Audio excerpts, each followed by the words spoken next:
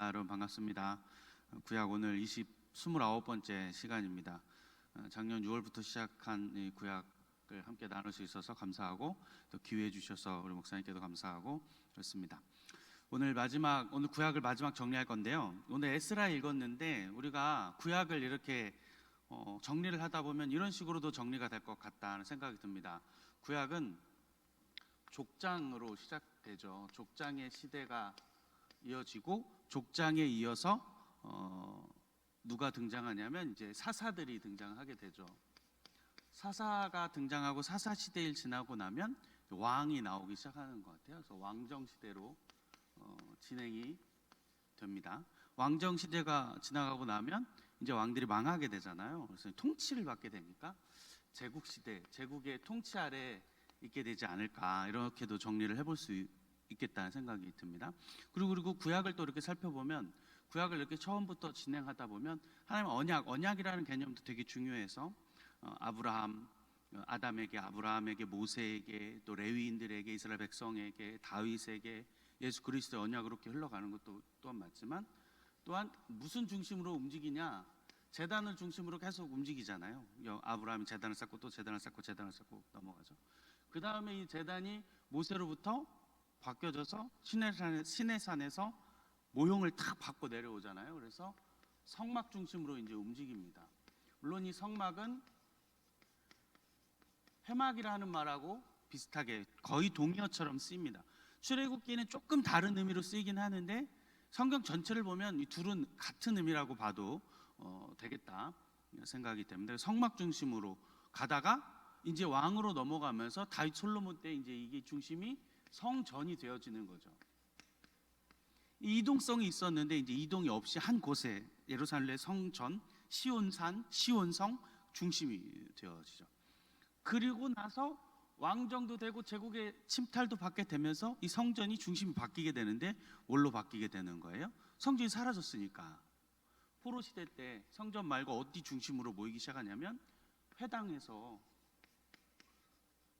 중심으로 모이기 시작합니다. 물론 포로기 이후에 성전이 다시 지어져서 이 두 개가 병행되긴 하지만 그때부터 확실하게 회당 중심의 그룹이 생겨나고 회당에서 말씀을 가르치는 사람이 생겨나고 이것이 이제 신약으로 넘어오면서 교회 중심으로 바뀌는 것을 우리는 이렇게 볼 수가 있습니다.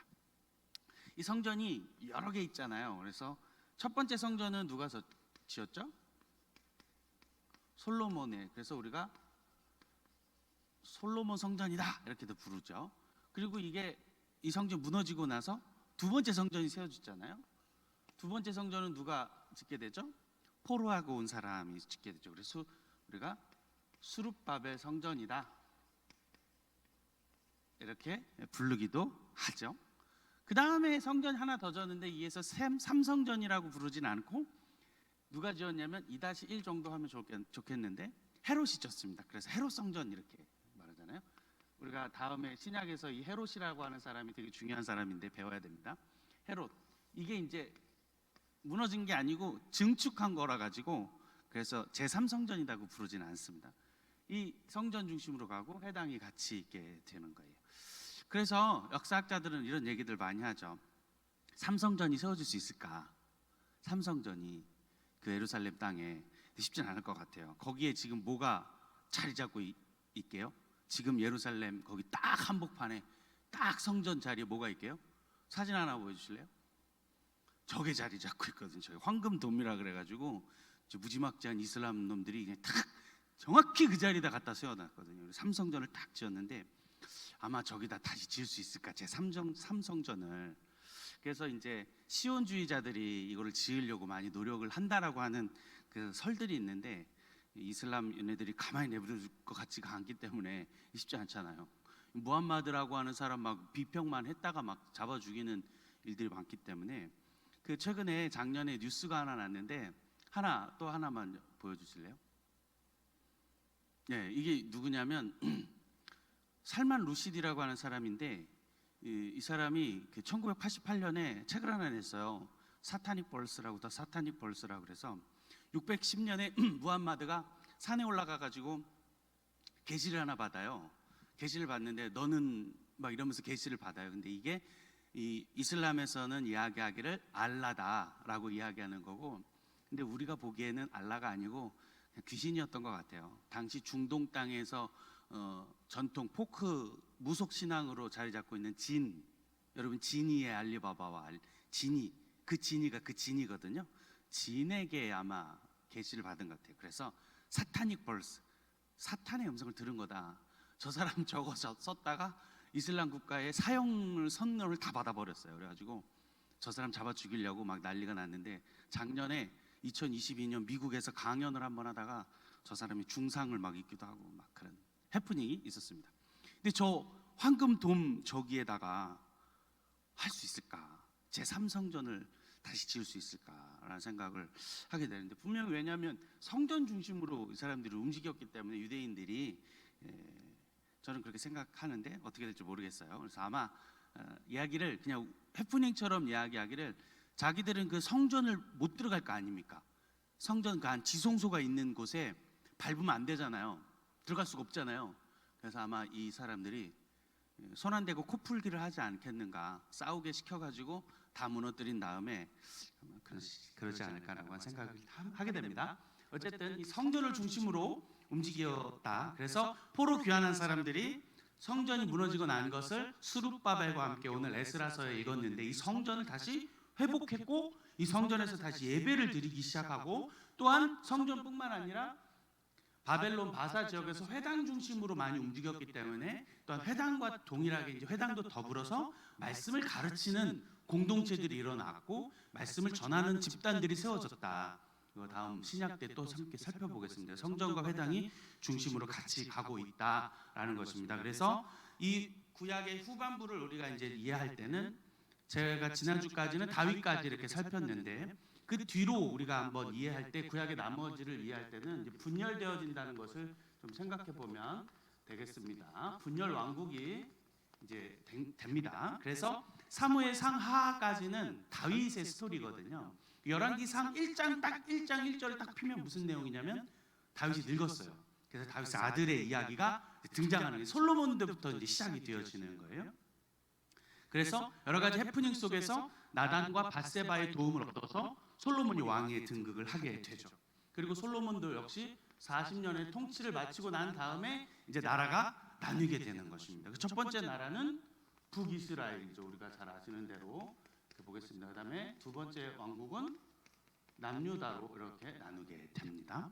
북이스라엘은 19명의 왕이 있었는데 그 중에서 정직히 행한 사람은 한 사람도 없었다. 남유다는 20명, 왕후까지 포함해서 20명이 있었는데 그 왕후 중에도 그럼에도 불구하고 정직히 행한 사람이 8 있었다. 우리가 이렇게 기억을 하면 좋을 것 같습니다. 그래서 북이스라엘의 왕 가운데서는 우리가 기억해야 될 사람이 한 사람이 있는데, 그 사람이 누구냐면 여로보암이라고 하는 사람입니다. 말씀 한 구절 찾아보겠습니다. 열왕기상 11장 28절에 있는 말씀 우리 같이 한번 읽어볼까요? 시작.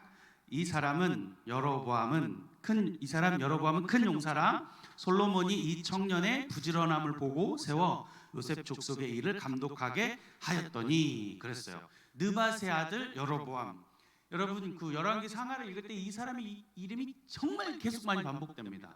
중요하니까. 그런데 정말 계속 반복돼요. 근데 이 사람이 원래는 뭐였냐면 부지런했다, 충성됐다, 솔로몬에게 인정받은 사람이거든요.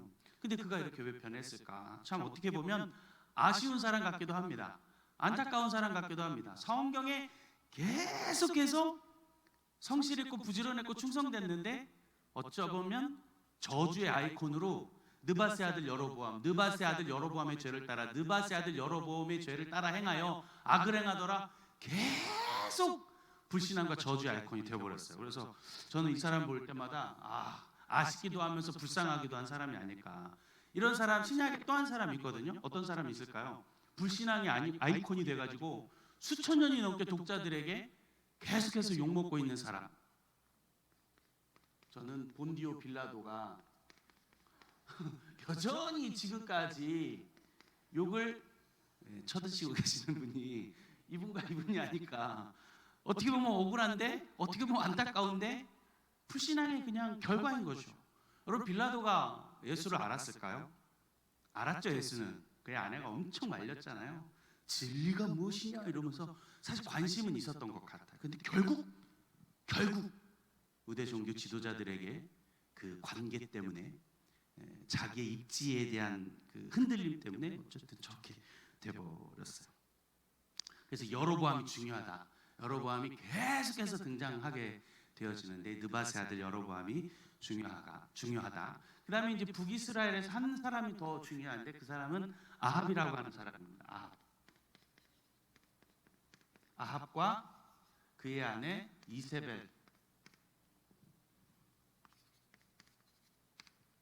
아합과 이세벨이 되게 중요한 사람이 됩니다. 그래서 이 사람이 북이스라엘은 그리하여서 BC 722년에 아수르에 멸망당하게 됩니다.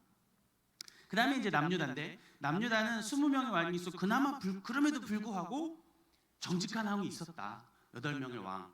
우리 PPT 한번 볼까요? 한번 그때 쭉 살폈는데 한 여름에 우리가 8명의 왕들을 같이 살폈죠. 아싸! 여호와를 찬양해요. 아웃요 그의 히스토리예요. 그럼 8명의 왕이 이렇게 딱 나옵니다. 이렇게 넘겨주세요. 아싸, 여호사밧, 요아스, 아마시아, 우시야, 요담, 히스기야, 요시야. 요 왕들이 등장해요. 이 왕이 들을 때마다 성경을 쑥 볼 때마다 이 사람은 정직히 행한 왕이었어. 요게 기억나면 성공한 거예요. 기억나면 성공한 겁니다. 8명의 왕이 그럼에도 불구하고 정직했고 하나님 앞에 나아갔다. 이 남유다는 BC 586년 팔려갔다. 바벨론에게 멸망을 당합니다. 이렇게 두 왕국이 분열되어지는 거예요. 솔로몬 이후로부터. 자, 그 다음에 이제 우리가 이 왕국, 분열된 왕국을 이제 봐야 되는데, 여러분 구약은 총 몇 권이 있죠? 구약은 총 몇 권이 있습니까? 39권. 우리 계속해서 도서관으로 봤잖아요. 가운데 첫 번째 모세오경 5권이 있고요. 역사서가 등장하는데 역사가 사사, 왕정, 포로 시대 해가지고 총 12권이 있고요. 시가서, 욥기 시편 잠언 사가서 5권 있고요. 그리고 예언서가 큰 거 작은 거 시기별로 해가지고 5개, 12개 이렇게 있어요. 이 총 39권이 존재하게 됩니다. 근데 이 일반 역사 가운데서 우리가 사사 시대를 빼고 사사 3권 빼고 왕정이 있고 포로가 있다 그랬잖아요.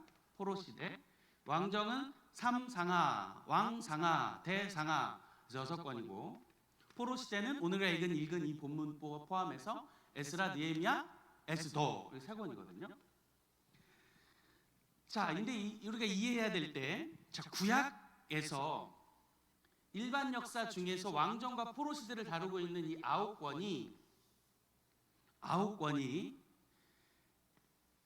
여기 안에 있는 시가서와 대예언서, 소예언서 이 모두를 포함하고 있습니다. 다 그 시대 안에 들어가 있다는 거예요.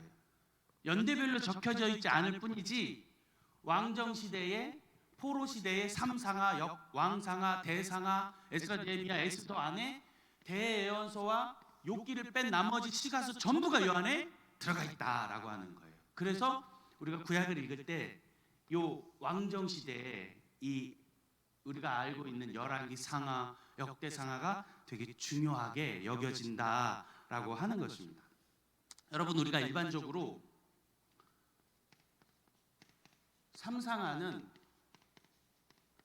누가 적었냐 그러면 사무엘이라고 이제 보고 있고요. 왕상하는 예레미야로 봅니다. 탈무드에 그렇게 적혀져 있어서 이렇게 봐요. 근데 이제 좀 근거가 부족하다. 우리 이제 계속 공부하고 있는 중이니까 근거가 조금 부족한데 그래서 이거를 누가 썼냐고 보냐면 지난번에 함께 얘기했는데 최건사님 기억나실지 잘 모르겠는데 누가 썼냐 그러면 신명기적 사가가 썼다. 그러니까 포로 귀환하고 돌아와서 예루살렘과 다윗 왕조를 중심으로다가 포로 귀환 공동체가 이 중심으로 예루살렘 다윗성에 대한 중심으로 썼다. 열왕기상하를 그래서 우리가 신명기사가라 그랬어요. 그래서 여러 가지 막 문서가 있다. 제2문서, 2문서, 뭐 피문서 막 이런 문서들로 인해서 구성됐다 이렇게 봤잖아요. 이렇게 된 것입니다. 그리고 대상하, 역대상하. 역대상하는 누가 썼냐고 보냐면 오늘 읽은 에스라라고 봅니다. 에스라가 포로 귀환하고 와서 북이스라엘을 좀 제껴놓고 다윗 중심의 남유다 왕국의 중심으로 역대기를 싹 적어 나가는 것입니다. 그래서 북이스라엘이 하나도 안 나오잖아요. 그리고 에스라에서 제일 먼저 등장하고 있는 게 뭐냐면 에스라뿐만 아니라 역대상에서 가장 먼저 등장하는 게 뭐예요? 정체성을 살리기 위한 족보가 등장하잖아요. 에스라는 그래서 역대상하를 적으면서 그 흐름으로 이어가고 있다라고 하는 것을 우리 볼 수가 있고, 이 9권이 나머지 성경의 거의 반 이상을 포함하고 있기 때문에 이 부분이 되게 중요하다. 열왕기상하, 역대상하가 사실 중요해요. 되게 중요한데 졸리고 어려워요. 이 딜레마를 우리가 어떻게 풀어야 되냐. 되게 중요하죠. 여러분 중요한 거 맞죠? 왜냐하면 이 많은 부분이 여기 포함되어 있으니까 중요하잖아요. 중요한데 어렵고 졸리다는 거예요. 두 왕국에 대한 역사의 기록이라서 어렵고 힘들다. 근데 그래서 우리가 어떻게 해야 되느냐. 지난 시간에 기억을 끄집어 올려가지고 우리가 어떻게 이해했었냐. 이 가장 중앙에 있는 열왕기상하를 이해할 때 뭘로 이해하면 좋을까. 그래서 우리가 물고기를 좀 생각해 보면 좋겠다 그랬습니다. 물고기 같이 안 생겼어도 물고기라고 상상하시고, 그래서 물고기를 생각하면 좋겠다. 그래서 첫 번째, 물고기 머리 부분은 사무엘이 기름 붓는 사울과 다윗의 역사를 기록하고 있는 것입니다.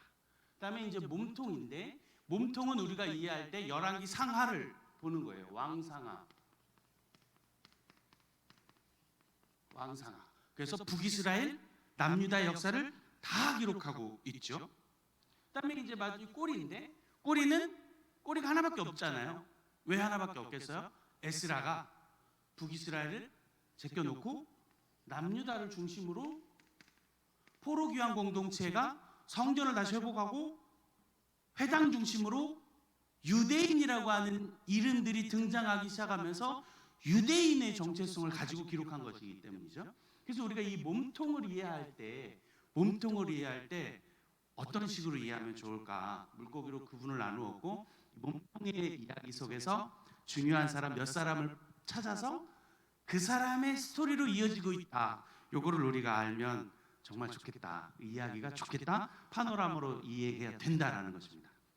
그래서 몸통을 이해할 때는 두 사람이 등장합니다. 두 사람은 아까도 등장했는데, 아합이라는 사람을 무찌르기 위해서 누가 등장하냐면 엘리야가 등장하는 거예요. 그래서 아합을 무찌르기 위해 엘리야가 기름 붓는 세 사람을 통해서 누가 멸망하는 거예요? 아합이라고 하는 북이스라엘의 우상 숭배의 아이콘이라고 하는 저 왕가를 무찌르기 위한 엘리야의 세 사람에게 기름 부어주는 사람의 스토리라고 이해하시면 되는 거예요. 자, 볼까요? 열왕기 상하가 몇 장으로 구성되어 있냐면 22장 플러스 25장. 열왕기상 22장, 열왕기하 25장. 그래서 총 47장입니다. 47장의 이야기 가운데서 아까 제가 이야기한 요 아합과 엘리야가 기름 붓는 세 사람 내용 스토리가 얼마나 나오냐면, 아합이 등장하는 게 열왕기상 16장입니다.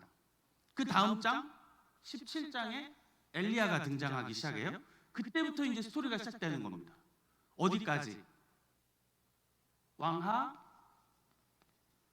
13장까지. 왕하 13장은 무슨 내용이냐? 엘리야가 죽어요. 엘리야가 죽는 그때까지 스토리란 말입니다. 엘리야래요. 엘리사가 죽습니다. 그러니까 16장부터 13장까지, 왕하 13장까지 대략 20장이 넘는 내용을 차지하고 있다. 무슨 내용이요? 아합을 무찌르기 위해서 엘리야가 세 사람에게 기름 붓는 내용이 20장에 걸쳐 기록되어져 있다. 총 몇 장인데? 47장인데 20장이나 기록되어져 있다. 그럼 이 메인 스토리를 우리가 알면 성경을 쭉 보실 때 이 스토리구나 중심을 가지고, 그래서 이 에실이라고 하는 사모가 뭐라고 얘기하냐면 한 포인트를 쪼아먹는다 이런 표현을 써요. 한 포인트를 집중해서 쪼아먹다 보면 스토리가 이제 풀린다라고 하는 그 개념을 썼거든요. 그래서 저도 되게 동의합니다. 그래서 아합이라고 하는 가문을 무찌르기 위해서 엘리야가 세 사람에게 기름 부어주는데 누구냐? 그 세 사람은 첫 번째는 엘리야의 제자 엘리사. 그 다음에 사실은 아합은 열왕기상 22장에 죽어요. 금방 죽어요. 그 나머지 그럼 뭐냐? 아합의 남은 잔재들이 있을 거 아닙니까? 그 왕가가 무너지지 않았잖아요. 그 왕가를 무너뜨리기 위해서 누구를 사용하냐면 예후라고 하는 사람을 들어서 쓰시. 그래서 엘리사가 예후에 기름 부어주잖아요. 제자를 통해서 기름 부어주는 거죠. 그다음에 세 번째는 아람이라고 하는 나라를 사용해서 이 아합을 또 무찌러내는 데 사용하십니다. 그래서 하사엘이라고 하는 아람 나라의 신하를 통해서 이 세 사람을 통해서 아합을 무찌러뜨리기 위한 내용이 물고기 몸통 안에 들어있다라는 거예요. 그래서 중요하고 가장 많은 비용과 비중이 들어져 있는 저 스토리를 우리가 항상 볼 때, 왜냐면 왜 어렵냐면 북이스라엘 몇 년도에 남유다 왕 몇 해 몇 년 이런 내용이 계속 반복되는 속에서 우리가 요거를 기억하면 그 핵심을 가지고 읽어내는데 좀 쉽고 편해지지 않겠는가라고 보는 것입니다. 그래서 물고기 머리, 물고기 몸통, 물고기 꼬리로 기억하는데 이 구약의 이 중심부를 이렇게 이해하면서 스토리처럼 파노라마처럼 넘어가면 여러분이 성경을 또다시 보실 때 훨씬 하나님의 말씀이 잘 읽혀지지 않겠는가 이렇게 생각이 됩니다. 자, 그 다음에는 마지막 이 왕가의 역사가 끝나면 이제 무슨 내용이 나오냐면 신약을 넘어가기 그 직전에 이제 제국의 역사를 우리가 봐야 합니다.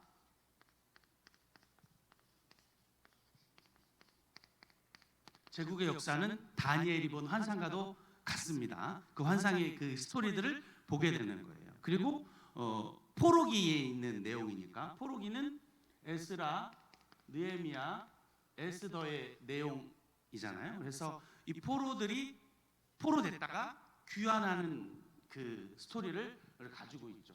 그래서 1차, 2차, 3차로 나눌 수 있는데 이게 다 똑같습니다. 포로도 1, 2, 3차로 가고 귀환도 1, 2, 3차로 하게 되는 거예요. 연도는 다 기억하지 않으셔도 되겠지만 BC 605년에 처음으로 포로를 잡혀가는데 처음으로 포로로 잡혀가는 그 사람 누구죠? 다니엘이 먼저 제일 포로로 잡혀가서 하나님의 섭리에 따라 총리가 됩니다.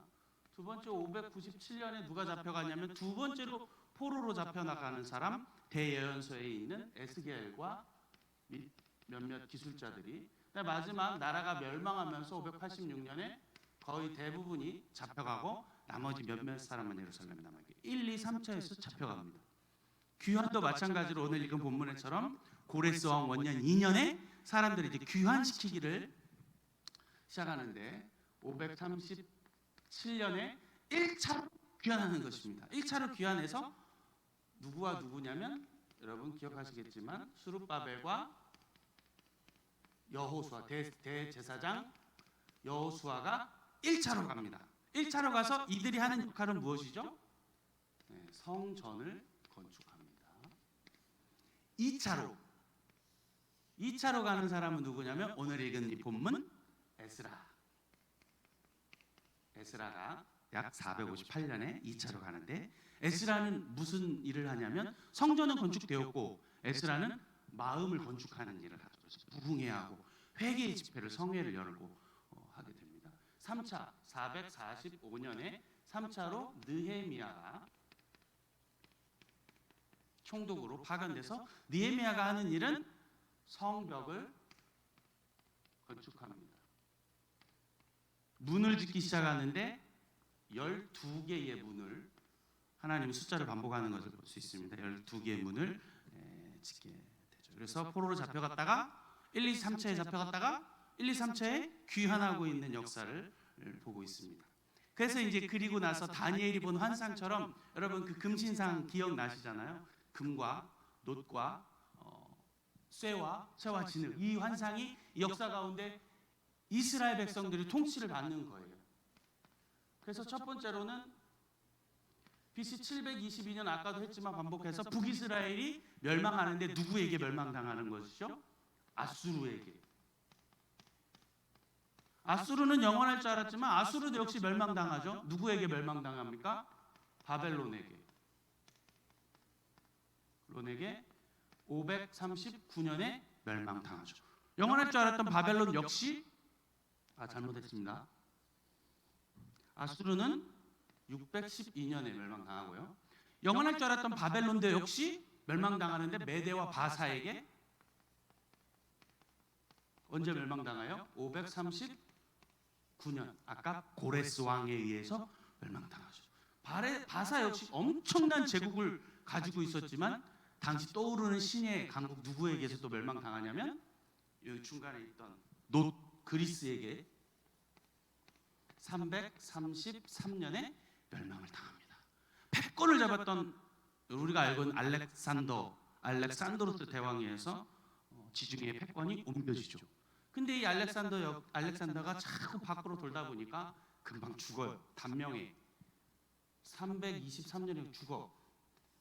후계자가 없이 죽게 됩니다. 그래서 4개 왕국으로 쪼개지는데 우리는 그걸 다 기억할 필요가 없고 2개 왕국만 기억하면 좋겠다. 셀레우코스와 프톨레마이오스.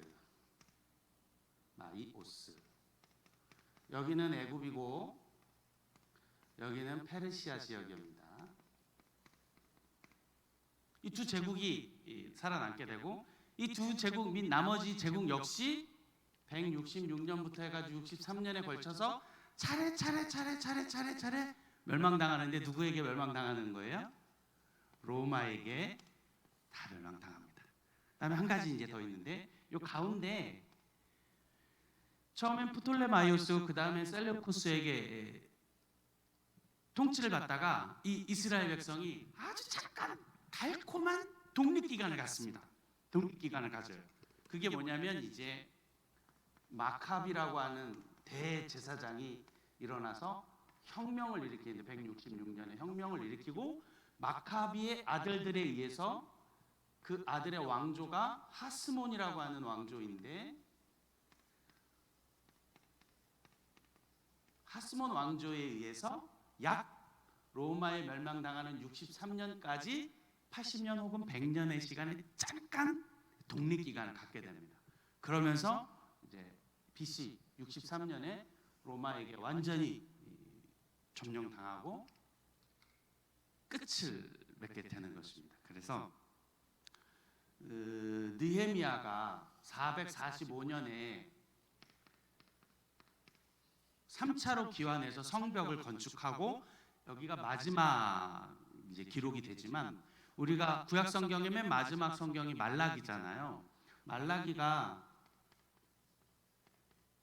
430년 정도로 보고 있거든요. 그러니까 느헤미야가 끝난 다음에 마지막을 보고 있는데 이 430년 이후부터 로마 제국이 등장하기까지 약 400년의 시간에 암흑기가 이제부터 존재하게 되는 것입니다. 그래서 성경 숫자가 반복되는 것 같다 이렇게 있었던 것처럼 출애굽의 400년과 같이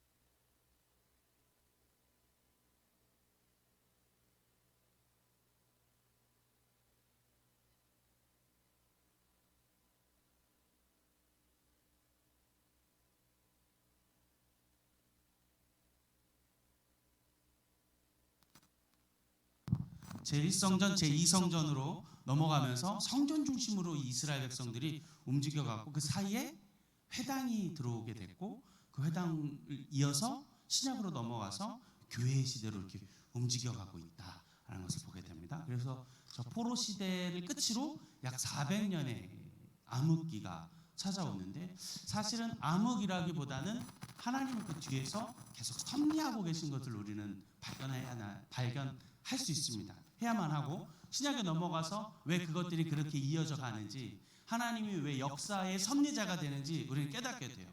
이 과정이 없었으면 사도 바울이 온 천하에 다니며 만민에게 복음을 전파할 수 없었을 것입니다. 그래서 이 400년의 중간기가 하나님 침묵한 기간이기도 하지만 하나님의 섭리가 역사를 통해서 예수 그리스도가 오시기까지 그 예수 그리스도의 언약이 예수 그리스도의 족보가 예수 그리스도가 오고 있는 그 시의 걸음걸음들이 아브라함부터 시작해서 계속해서 이어지고 있는 시간들을 우리는 보게 됩니다. 그래서 구약이 이렇게 정리가 되고 그리고 또한 신약을 기대하고 또 사모하면서 신약에 어떻게 예수 그리스도의 메시지가 그려지고 보여지고 나타나는지 우리가 사모하는 마음으로 바라고 기대하면 좋겠고 또 하나님의 말씀을 진리를 찾아가는 우리 사랑하는 옥동 중앙교회 모든 성도들이 다 되시기를 간절히 축복합니다. 오늘까지 이렇게 구약을 잘 정리했고요. 지금까지 들어주셔서 감사하고 기회 주셔서 감사하고 감사합니다. 네, 이렇게 마치도록 하겠습니다. 기도하겠습니다.